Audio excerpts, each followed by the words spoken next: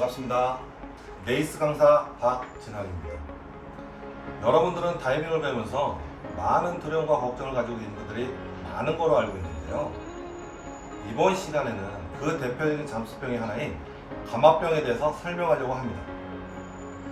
감압병은 정확히 이해하시게 된다면 다이빙 하실 때 두려워하거나 걱정할 필요가 없이 즐겁고 재밌는 스쿠버 다이빙을 즐기게 되실 겁니다.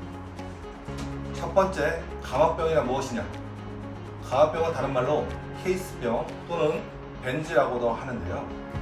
갑작스러운 압력 저항으로 인하여 혈액 속에 녹아있던 기체가 정상적으로 폐를 통해 나오지 못하고 혈관 내에서 기체방을 형성하여 혈관을 막음으로써 나타나는 증상을 감압병이라고 합니다.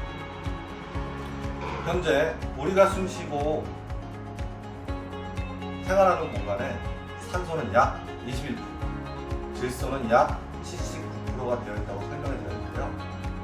이것은 체내의 질소가 0.79g에 맞춰서 생활하고 있다고 생각하시면 됩니다. 하지만 다이빙을 함으로써 수심 밑으로 내려가면 어떻게 될까요? 압력이 증가하게 되어 질소의 부분하게 비례해서 증가하고 우리 몸이 증가한 질소의 부분하여 밸런스를 맞추기 위해 체내로 질소 흡수가 이루어지게 되어 있습니다. 그런데 장기간의 다이빙을 하고 갑작스러운 상승으로 압력이 급격하게 낮아지면 우리 몸은 정상적인 질소는 배출하지 못하게 됩니다. 그로 인해 체내 안에 질소 독소가 형성되어 우리가 이야기하는 감압병의 원인이 됩니다. 두 번째, 감압병의 증상에 대해서 이야기해 드리겠습니다. 감압병은 여러분들이 생각하는 것보다 굉장히 위험할 수 있습니다. 감압병은 6시간 이내에 90% 정도의 증상이 나타날 수도 있고 길게는 24시간 이내에 발생할 수도 있다고 합니다. 만약 본인이 다이빙할 때 조금 이상한 형태 혹은 미심적인 형태의 다이빙이 이루어졌다면 감압병에 노출되었다고 생각해 볼 필요가 있습니다. 그럼 어떤 증상이 있는지 확인해 보겠습니다. 크게 1형 감압병과 2형 감압병으로 나누어지는데요. 1형 감압병 중증도는 낮아도 중증도가 낮은 형태의 감압병이라고 하는데 주로 관절의 통증을 유발하는 감압병의 형태입니다. 통증은 일반적으로 팔, 다리, 관절 혹은 근육에서 꺾이는 부분에 질소들이 모여 통증을 지속적으로 유발하게 되어 몸을 아프게 하고요. 심한 경우 날카로운 것이 뼛속을 파고드는 것처럼 굉장히 아프게 나타나게 됩니다. 또 다른 증상으로는 가려움이나 피부반점, 림프절, 부종발진, 극심한 피로 등으로 증상이 나타날 수 있는데요.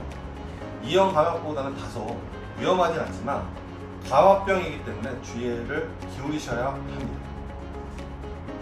2형 감압병도 중증도가 높고 위험한 감압병입니다. 2형 감압병은 주로 경미한 마비 증상부터 사망까지 일으키기도 하는데요.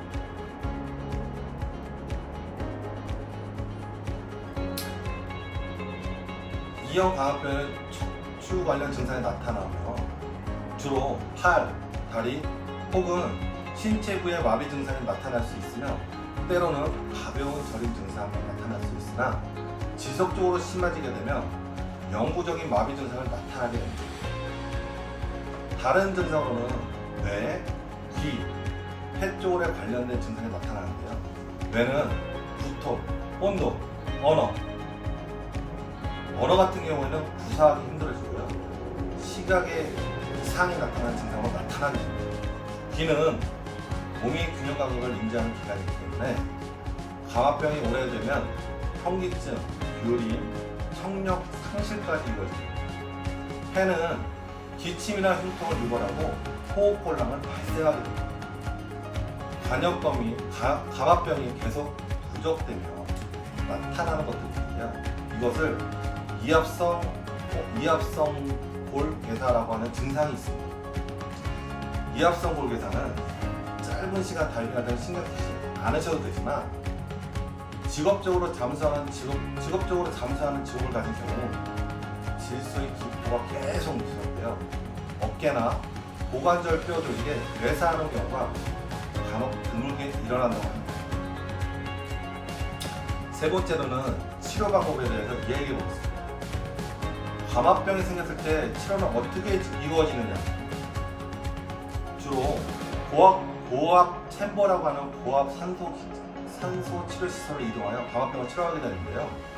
고압 챔버는 사람을 압력실에 넣고 공기의 압력을 올려서 주입함으로 마치 우리가 수중에서 다이빙할 때 압력을 받는 것과 같은 상태를 만들어주고 질소를 호흡을 통해 정상적으로 배출될 수 있도록 유도하는 굉장히 중요한 치료 시설이 되겠습니다. 네 번째로는 치료 예방에 대해서 이야기해 보도록 하겠습니다. 과합병을 예방하는 방법은 다양하게 있을 수 있는데요. 크게 다이빙 중과 다이빙 후로 나누어서 설명을 드리도록 하겠습니다. 다이빙을 하면 할수록 질소량은 체내에 흡수가 되는 것은 어쩔 수 없는 부분이라고 생각이 됩니다. 다이빙을 하는 동안 안전수칙을 꼭 지켜서 질소를 최소한으로 줄일 수 있는 방법을 선택하는 것이 가장 중요합니다. 예를 들어 깊은 수심에 다이빙을 하게 되면 질소 농도가 높기 때문에 같은 시간 동안 더 많은 질소를 우리 몸에 흡수하게 됩니다. 또한 같은 다이빙을 하더라도 오랜 시간 체류할수록 체내에 흡수되는 질소량이 많아지는 것은 당연한 이치입니다. 하지만 다이빙 컴퓨터를 사용한다면 깊은 수심에서나 오랜 다이빙을 하더라도 컴퓨터에서 알려주는 상승 속도를 통해 모든 것이 통제되며 무광압 한계 시간을 넘어서 다이빙을 하지 않으셔도 됩니다. 또한 무광압 시간을 넘는다고 하더라도 컴퓨터에서 제시하는 감압 정지에 따라 정확하게 질소 배출을 한 후 올라온다면 거기서 더해서 안정정지까지 실시하게 된다면 좀 더 안전하고 즐거운 다이빙을 하실 수 있을 것입니다. 다이빙이 끝났다고 방심하면 절대 안 됩니다. 다이빙 후에도 체내에서 질소 거품이 이루어지지 않지만 아직 체내에 흡수되지 않은 질소가 남아 있습니다. 그것을 잔류질소라고 하는데요.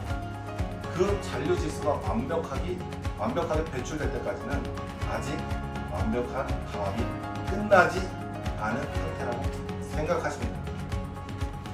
추가 다이빙을 반복적으로 하게 될 경우 충분한 수면과 휴식을 꼭 가지면서 내가 남아있는 잔류질소를 배출하고 충분한 무감압 한계 시간을 확보한 후 다이빙을 하는 것은 물과는 다이빙을 할 수 있습니다. 다이빙이 끝난 후에도 어느 정도 관리가 필요한데요. 우리가 가장 많이 이야기하는 부분 중에 비행기를 탈 때 문제예요. 다이빙을 한 후 바로 비행기를 타게 되면 우리 몸에 남아있는 잔류질소가 비행기가 높은 고도에 올라가면서 마치 우리가 물속에서 급상승하는 효과를 가져오게 됩니다.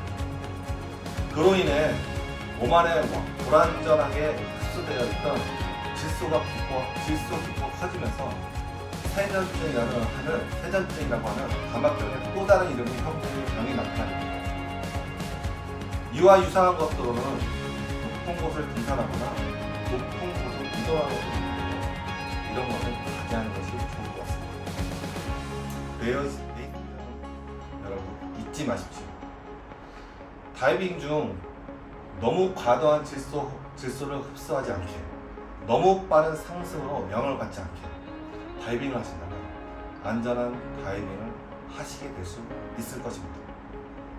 여러분들이 이 내용을 정확히 이해하고 그에 맞는 적절한 대처와 계획을 세워 다이빙을 한다면 어느 누구보다 안전한 다이빙을 하실 수 있을 거라 생각합니다. 다음 이 시간에는 다이빙 컴퓨터에 대해서 설명하도록 하겠습니다. 이상 강사 박진학입니다. 감사합니다.